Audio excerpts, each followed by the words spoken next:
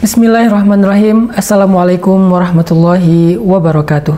Tujuan dari ibadah-ibadah yang Allah syariatkan di bulan Ramadan, terutama ibadah as-siyam atau ibadah puasa itu adalah la'allakum tattaqun, supaya kalian menjadi orang yang bertakwa. Takwa adalah kalimat yang paling istimewa dalam Islam. Dia seperti puncaknya derajat orang-orang yang ahli ibadah. Ada ikhlas derajat pertama, ada istiqomah derajat kedua, dan yang terakhir adalah takwa derajat ketiga. Orang-orang yang bertakwa adalah orang yang paling beruntung, karena Allah Subhanahu wa Ta'ala menjanjikan banyak kebaikan untuk orang yang bertakwa. Salah satunya firman Allah di surat At-Talaq, "Wa may yattaqillaha yaj'al lahu makhraja wa yarzuqhu min haitsu la yahtasib.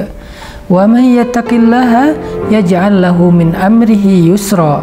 Wa may yattaqillaha yukaffir anhu sayyi'atihi wa yu'dhim lahu ajra."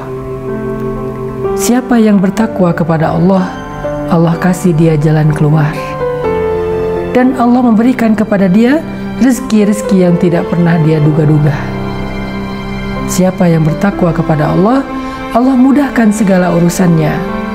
Dan siapa yang bertakwa kepada Allah, Allah ampuni dosanya dan Allah lipat gandakan pahalanya. Itu diantara sekian banyak janji-janji Allah untuk orang yang bertakwa. Allah menjanjikan jalan keluar.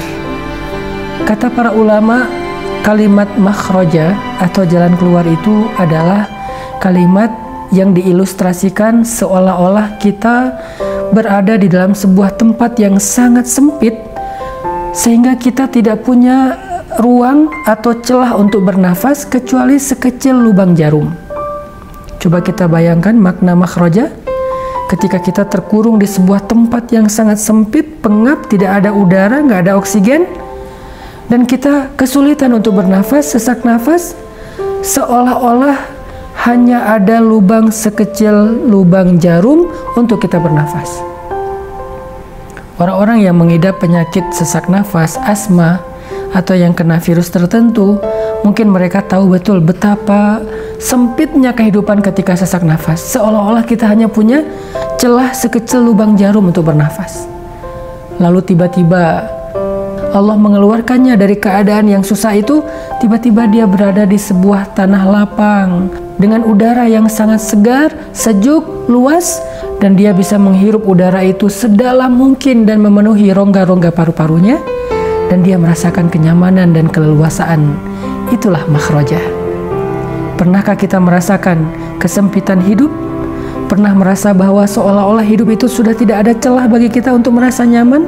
Kita dihimpit dari berbagai macam arah, dihimpit dari sisi ekonomi, dihimpit dari sisi perasaan, dihimpit dari sisi pertemanan, dihimpit dari sisi keluarga.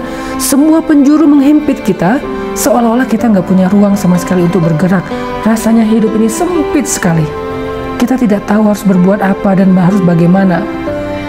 Maka makhraja yang Allah janjikan, tiba-tiba Allah kasih kita jalan keluar dari semua himpitan itu.